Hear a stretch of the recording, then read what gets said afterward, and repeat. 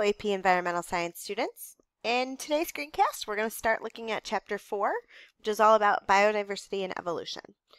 All of today's notes are based off of Living in the Environment, the 16th edition, by Miller and Spoolman. So, Chapter 4.1 talks about what is biodiversity and why is it important.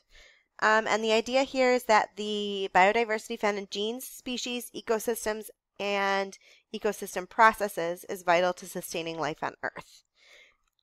Just so you guys know, we did go over pretty much of all Unit 4.1 prior to going on our field trip in the biodiversity overview in the notes we did in class.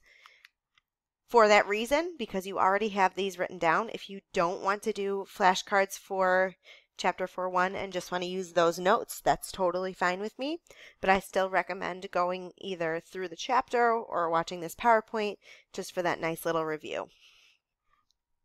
So first, what is biodiversity? Biodiversity is the variety of Earth's species, genes, ecosystems, and processes.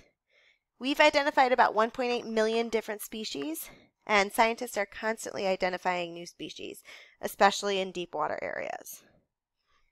So there's four major types of biodiversity.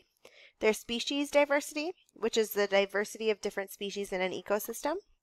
There's ecosystem diversity, which is Earth's variety of ecosystems and biomes. There's functional diversity, which is a variety of processes that our Earth has, so nutrient cycling, energy flow, etc.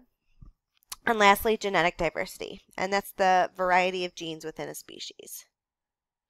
That's pretty much it for Chapter 1, or Chapter 4, Section 1.